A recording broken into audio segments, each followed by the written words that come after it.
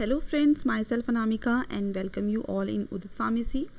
So we हम पढ़ रहे हैं फार्माकोलॉजी एंड टॉक्सिकोलॉजी के मल्टीपल चॉइस क्वेश्चन जो कि इस बार एग्ज़ाम में आ सकते हैं डी फार्म सेकेंड ईयर में. तो लेट्स स्टार्ट फ्रॉम बिगिनिंग. तो सबसे पहले क्वेश्चन है N orphan drug is. Orphan drugs क्या हैं? फर्स्ट ऑप्शन है अ वेरी चीप ड्रग जो बहुत सस्ती हैं. सेकंड है a drug which has no therapeutic use जिसका कोई थेरापेटिक यूज़ नहीं है. A drug needed for treatment और prevention of a rare disease. ऐसी ड्रग जिसका ट्रीटमेंट और प्रिवेंशन में ज़रूरत होता है बहुत कोई रेयर डिजीज़ है उसके लिए.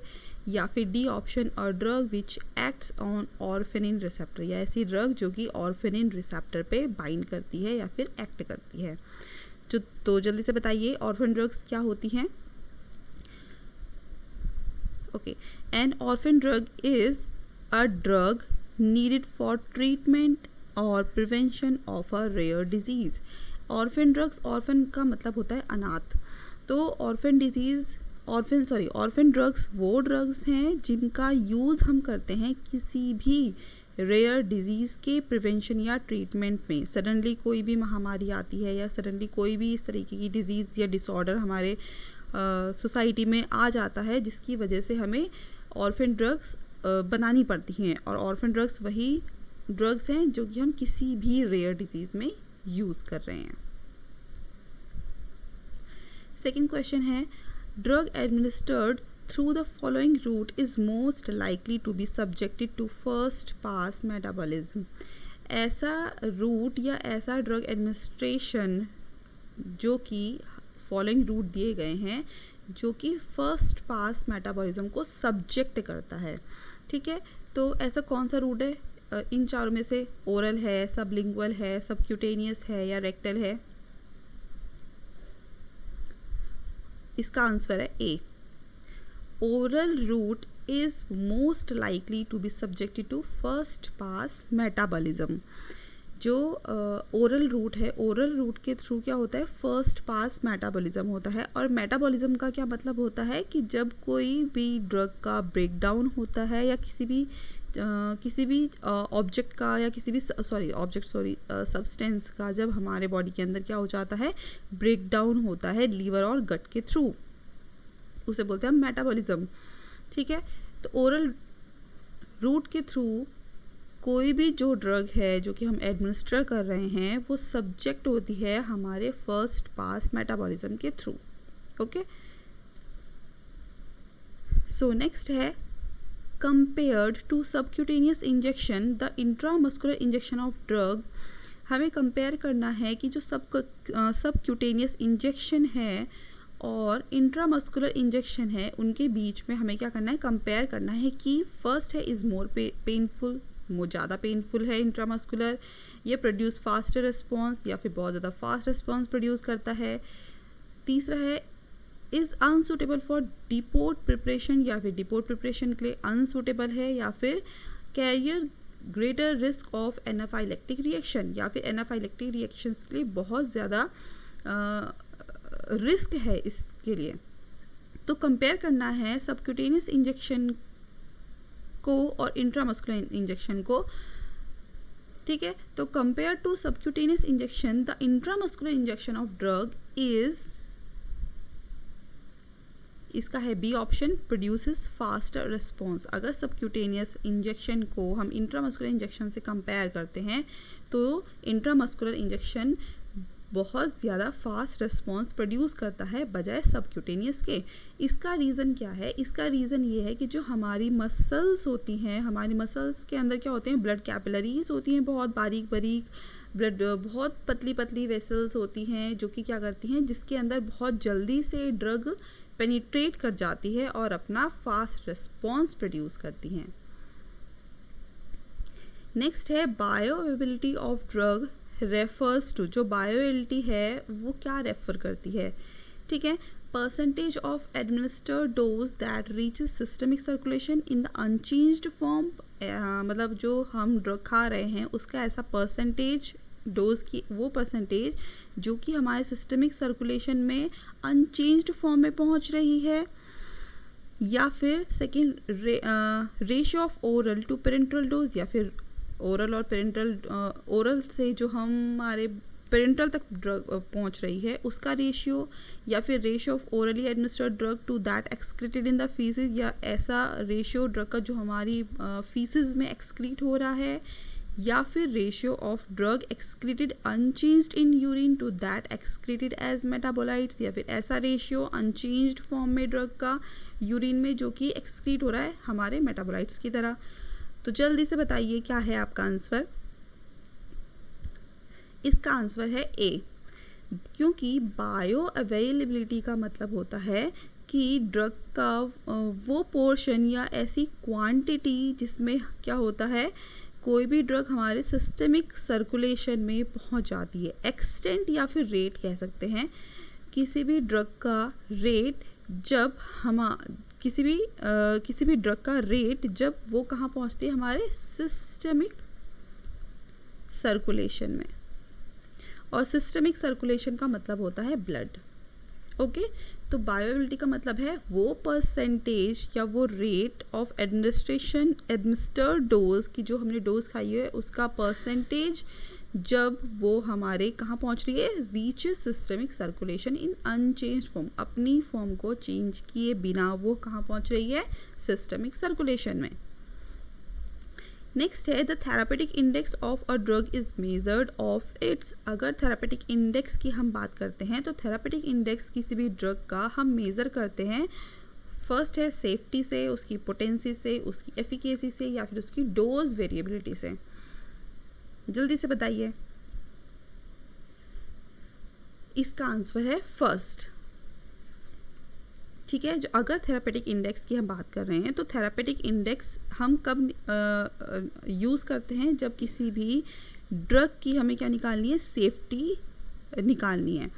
और इसमें से क्वेश्चन ये भी आ सकता है कि थेरापेटिक इंडेक्स का फॉर्मूला भी आ सकता है कि थेरापेटिक इंडेक्स का फॉर्मूला क्या होता है। इसका फॉर्मूला होता है LD50 अपॉन ED50।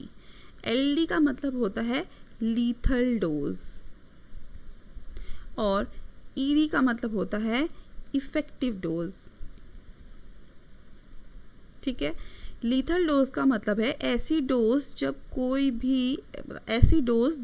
कोई भी सब्जेक्ट डाई हो जाता है, ठीक है, उसकी 50% डोज, अपॉन इफेक्टिव डोज जब कोई भी ड्रग बायोलॉजिकल रेस्पॉन्स किसी भी डोज पे रेस्पॉन्स करती है, बायोलॉजिकल रेस्पॉन्स जब हम देखते हैं उसका 50%।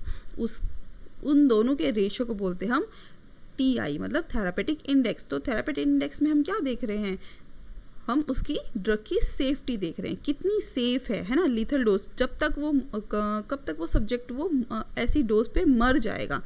ठीक है, subject will die at which dose, इसे बोलते हैं लीथल डोज, उसका 50% डोज हम बोलते हैं लीथल डोज।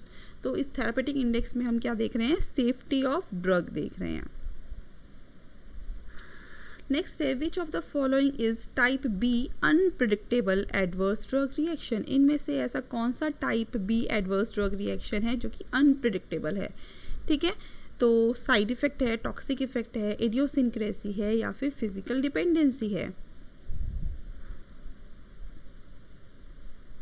इसका आंसर है इडियोसिंक्रेसी।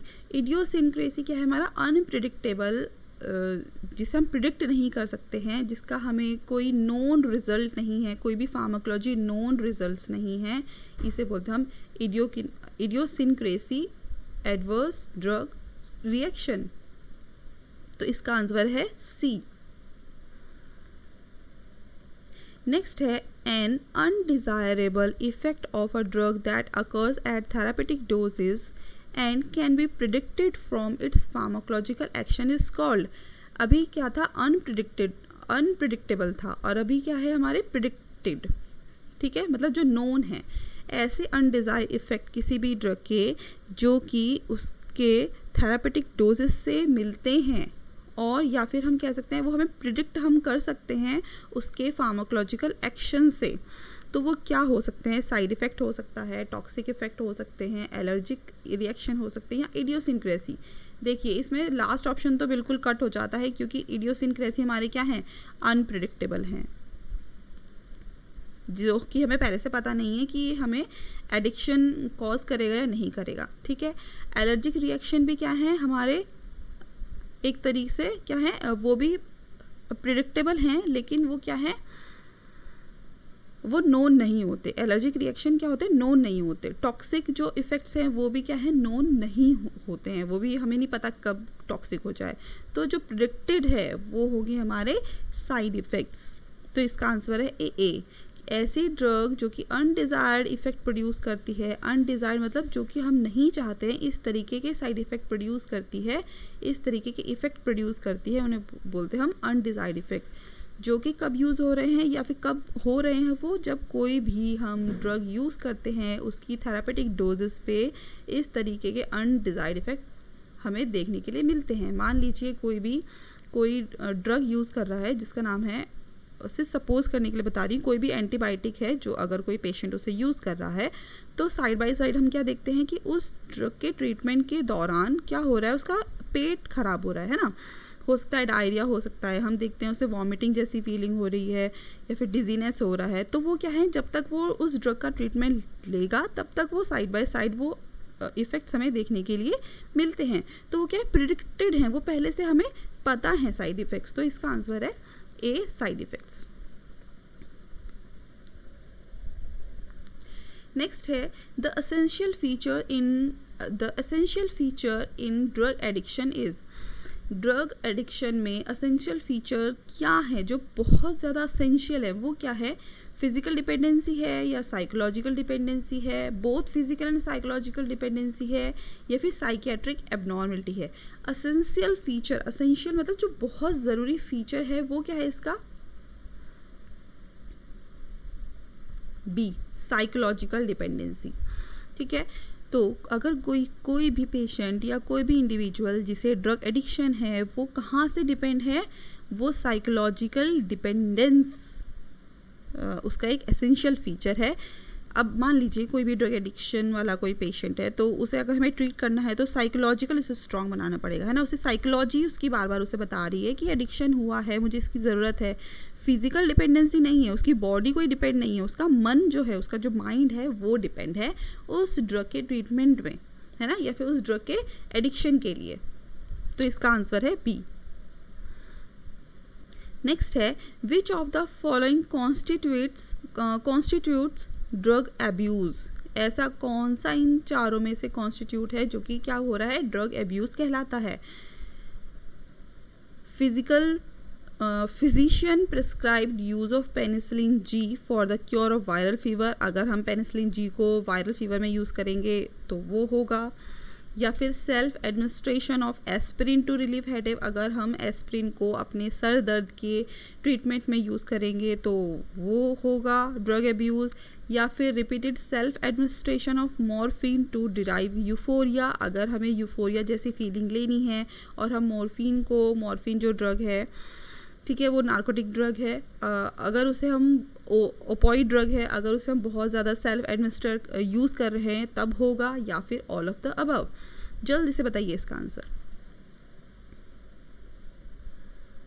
तो इसका आंसर है सी। अगर हम मॉर्फिन, क्योंकि मॉर्फिन मैंने क्या बताया, ओपियम से मिलती है, ओपियोइड डेरिवेटिव है। क्वेश्चन ये भी आ सकता है ओपियम क्या है, ओपियोइड डेरिवेटिव है जो कि क्या कॉज कर रही है, यूफोरिया कॉज करती है या फिर एडिक्शन कॉज करती है, ठीक है। तो ड्रग एडिक्शन कॉज कर सकती है, इसका मतलब क्या कर सकते हैं, इंडिविजुअल ड्रग एब्यूज़ कर सकते हैं। तो अगर बार बार मॉर्फिन को कोई सेल्फ एडमिनिस्टर कर रहा है, बार बार खुद ब खुद ले रहा है यूफोरिया लेने के लिए, तो ये क्या होगा, ड्रग एब्यूज़ होगा, ठीक है। नेक्स्ट है एडिक्शन एंड हैबिचुएशन। एडिक्शन और हैबिचुएशन क्या हैं, आर फंडामेंटली डिफरेंट फिनोमिना, एक दूसरे से फंडामेंटली डिफरेंट हैं, या फिर are produced by different set of drug, या फिर दोनों डिफरेंट सेट ऑफ ड्रग्स हैं या सब्सटेंसेस हैं, या फिर different from one another by the presence और एब्सेंस ऑफ फिजिकल डिपेंडेंसी, या फिर डिफरेंट हैं एक दूसरे से कि वो फिजिकली डिपेंडेंस से प्रेजेंस हैं या फिर एब्सेंस हैं, या फिर differ from each other in the degree of attendant psychological dependency, या फिर दोनों ही अलग हैं degree of attendant psychological dependence से, या फिर अलग हैं एक दूसरे की साइकोलॉजिकली डिपेंडेंस से। तो मान के चलिए या फिर समझ सकते हैं ऐसे कि एडिक्शन क्या है। एडिक्शन अभी हमने देखा एडिक्शन क्या है कि अगर हम नार्कोटिक ड्रग को या फिर अल्कोहल को या फिर मॉर्फिन को या फिर कैनाबिस को या फिर हीरोइन को या फिर किसी भी ऐसी ड्रग को जो कि हमें एडिक्शन कॉज कर सकती है, एडिक्शन का मतलब हमें इस तरीके की लत लगा सकती है कि हम फिर परेशान हो जाते हैं, हमारा जो साइकोलॉजिकल डिपेंडेंसी है वो बहुत ज़्यादा बढ़ जाती है। लेकिन हैबिचुएशन में क्या होता है, हमें हैबिट होती है, जैसे चाय पीने की क्या होती है, हैबिट होती है, रात को दूध पीने की क्या होती है, हैबिट होती है, ठीक है। या फिर सिर्फ 1 पैक अल्कोहल लेने से या फिर कुछ सिर्फ नींद की दवाई लेने से, बारबिचुरेट्स लेने से की क्या होती है, एक हैबिट होती है। तो दोनों क्या है, differ from each other in the degree of attendant psychological dependency. जो हमारा साइकोलॉजिकल डिपेंडेंसी है वो क्या है, दोनों के लिए अलग है ना। अब आप ये नहीं कह सकते ना मुझे सुबह उठ के ब्रश करने का एडिक्शन है, हमें क्या है, हैबिट है। तो ये क्या, इसका आंसर डी है। नेक्स्ट है which of the following is always true. इनमें से कौन सा है जो हमेशा सही होगा। फर्स्ट है a more potent drug is more efficacious, मतलब जो बहुत ज़्यादा पोटेंट ड्रग है वो बहुत ज़्यादा क्या है, एफिकेशियस है, बहुत ज़्यादा असरदार है। या फिर a more potent drug is safer, या फिर ये है कि जो बहुत ज़्यादा पोटेंट ड्रग होती हैं वो क्या होती हैं, सेफ होती हैं, सुरक्षित होती हैं। या फिर a more potent drug is clinical superior, या फिर जो पोटेंट ड्रग होती हैं वो क्या होती है, क्लिनिकली बहुत ज़्यादा अच्छी होती हैं। या फिर a more potent drug can produce the same response at lower dose, या फिर जो पोटेंट ड्रग होती हैं वो same desired response, same pharmacological response, same biological response produce करती हैं कम से कम डोज में। तो क्या है इसका आंसर, इसका आंसर है डी, जो हमेशा सही होगा। हमेशा सही का मतलब ये है कि मोर पोटेंट ड्रग एफिकेशियस हो सकती हैं, सेफर हो सकती हैं, क्लिनिकल सुपीरियर हो सकती हैं, लेकिन हमेशा ट्रू क्या होगा, जो पोटेंट ड्रग होंगी वो कर सकती हैं, सेम रिस्पॉन्स प्रोड्यूस कर सकती हैं लोअर डोज पे। ये बात क्या होगी, हमेशा सही होगी, क्योंकि यहाँ पे क्या लिखा है, is more potent drug is, मतलब हमेशा ये क्या बता रहा है कि जो मोर पोटेंट ड्रग है वो क्या है, मोर एफिकेशियस है। हमेशा के लिए ही बता दिया इसने, लेकिन ये तो सही बात नहीं है।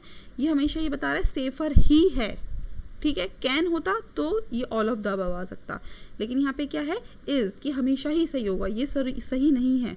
लेकिन कैन सही है, क्योंकि मोर पोटेंट ड्रग क्या हो सकती हैं, सेम रिस्पॉन्स प्रोड्यूस कर सकती हैं लोअर डोजेज में, ठीक है। नेक्स्ट है फार्माकोकाइनेटिक इज़। फार्माकोकाइनेटिक क्या है। फर्स्ट है the study of biological and therapeutic effect of drug. ऐसी स्टडी है जिसमें हम बायोलॉजिकल और थेरापेटिक इफेक्ट किसी भी ड्रग का चेक करते हैं। या फिर the study of absorption, distribution, metabolism and excretion of drug. या फिर ऐसी स्टडी है जिसमें हम किसी भी ड्रग के एब्जॉर्प्शन को, डिस्ट्रीब्यूशन को, मेटाबॉलिज्म को और एक्सक्रीशन की स्टडी करते हैं। या फिर the study of mechanism of drug action, या फिर हम किसी भी ड्रग के मैकेनिज्म ऑफ एक्शन को देखते हैं, स्टडी करते हैं। या फिर the study of methods of new drug development, या फिर हम किसी भी ड्रग के नए स्टडी करते हैं मेथड्स को किसी भी न्यू ड्रग डेवलपमेंट में।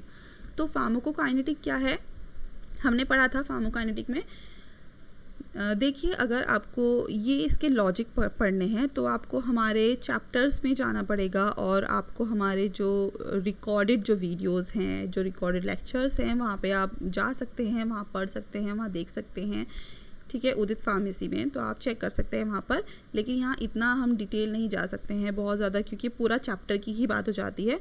तो अगर आपको इस पूरे सब्जेक्ट का फार्माकोलॉजी के रीजंस देखने हैं या फिर पूरा चैप्टर के बारे में जानकारी लेनी है तो आप उदित फार्मेसी जाके, या फिर एंड्रॉयड जो फ़ोन है उसमें आपकी ऐप है BSP फार्मेसी, वहाँ पे भी आप जा सकते हैं और चेक कर सकते हैं, ठीक है। तो इसका आंसर क्या है, क्योंकि फार्माकोकाइनेटिक में हमने पढ़ा है, फार्माकोकाइनेटिक में हम क्या चेक करते हैं, ADME, absorption, distribution, metabolism and excretion. किसी भी ड्रग के एब्जॉर्प्शन, डिस्ट्रीब्यूशन, मेटाबॉलिज्म और एक्सक्रीशन की हम क्या करते हैं, स्टडी करते हैं, ठीक है। लेकिन वहीं अगर यहाँ पर क्वेश्चन होता व्हाट इज फार्माकोडायनामिक, तो आपका क्या आंसर होता? तो आपका आंसर होता the study of mechanism of drug action. हम क्या करते हैं? मैकेनिज्म ऑफ ड्रग एक्शन की बात करते हैं, हम बायोलॉजिकल थेरापेटिक इफेक्ट की बात करते हैं डायनामिक में, हम न्यू ड्रग डेवलपमेंट करते हैं डायनामिक में, ठीक है। लेकिन हम absorption, distribution, metabolism, excretion only कहाँ पर हम यूज़ करते हैं? सिर्फ जब फार्माकोकाइनेटिक की हमें स्टडी करनी होती है। तो इसका आंसर है हमारा बी। नेक्स्ट है pick out the appropriate alimentary route of administration when passage of drugs through liver is minimised. हमें कुछ इन चारों में से एक ऐसा रूट पिक अप करना है या फिर क्लिक करना है या फिर टिक करना है, या फिर इनमें से ऐसा कौन सा रूट है, एलिमेंट्री रूट है, जब कोई भी ड्रग हम देते हैं तो लीवर क्या हो जाता है? लीवर को पास कर देता है। तो ऐसा कौन सा रूट है? देखिए ऑप्शन है ओरल, ट्रांसडर्मल या इंट्राड्यूडिनल, अब और रेक्टल, सॉरी। तो ओरल क्या है? ओरल से तो फर्स्ट पास मेटाबॉलिज्म होता है जो कि लीवर के थ्रू होगा, ट्रांसडर्मल भी लीवर के थ्रू ही ड्रग मेटाबोलाइज्ड होगी, इंट्राड्यूडिनल में भी चांसेस ज़्यादा होते हैं कि लीवर के थ्रू ड्रग मेटाबोलाइज्ड होती है, लेकिन रेक्टल एक ऐसा रूट है जिसमें क्या होती है? ड्रग लीवर के थ्रू ड्रग पास नहीं होती है। तो इसका आंसर है सी। ओके, नेक्स्ट है what is characteristic of oral route. Oral route का क्या कैरेक्टरिस्टिक है? फर्स्ट है फास्ट ऑनसेट ऑफ इफेक्ट, बहुत ज़्यादा जल्दी असर करता है, या फिर absorption depend on GI tract, जो एब्जॉर्प्शन है वो जीआई ट्रैक के सिक्रीशन पे डिपेंड होता है, और जो गैस्ट्रोइंटेस्टाइनल ट्रैक है उसके मोटर फंक्शन पे डिपेंड करता है, या फिर a drug reaches the blood passing the liver, या फिर जो ड्रग है वो पहुंचती है ब्लड में लीवर को पास करते हुए, या फिर the sterilisation of medicinal form is obligatory, या फिर जो स्टेरिलाइजेशन फॉर्म है मेडिसिनल्स की वो क्या है? ऑब्लीग है। तो इनमें से कौन सा, इन चारों में से कौन सा ऑप्शन होगा? जल्दी से बताइए। इनमें से चारों में से ऑप्शन होगा बी, क्योंकि जो ओरल रूट है उसकी कैरेक्टरिस्टिक ये है कि वो कहाँ जा रही है? हमारे पेट में जा रही है, गैस्ट्रोइंटेस्टाइनल ट्रैक में जा रही है। तो ये बहुत ज़्यादा प्रोबेबिलिटी है, बहुत ज़्यादा डिपेंडेंसी है हमारे स्टमक के ऊपर कि वो जो एब्जॉर्प्शन हो रहा है ड्रग का वो डिपेंड करेगा हमारे स्टमक के जो सिक्रीशन हो रहे हैं उस पे और उसके मोटर फंक्शंस पे। नेक्स्ट है the volume of distribution relates. जो वॉल्यूम ऑफ डिस्ट्रीब्यूशन है वो क्या बताता है? फर्स्ट है single to a daily dose of administered drug,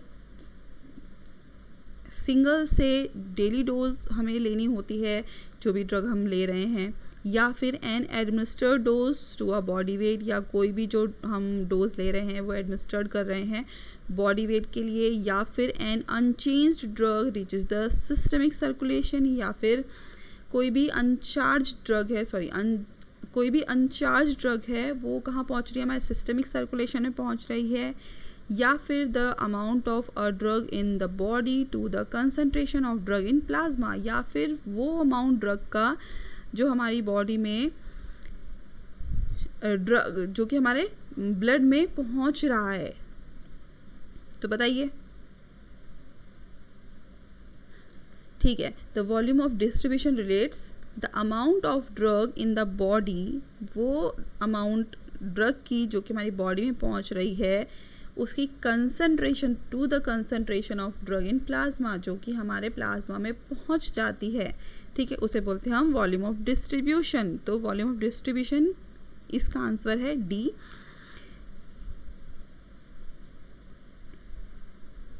ठीक है, और वॉल्यूम ऑफ डिस्ट्रीब्यूशन को हम क्या बोल सकते हैं? हम ये भी कह सकते हैं the total amount of an administered drug at the same concentration that is observed in blood plasma. तो इसका आंसर है D. So thank you friends, I hope आपको ये मल्टीपल चॉइस क्वेश्चन कुछ हेल्प करेंगे, एंड यस मैं पूरी कोशिश करूँगी आपके लिए और अच्छे क्वेश्चंस बनाने के लिए। So thank you once again.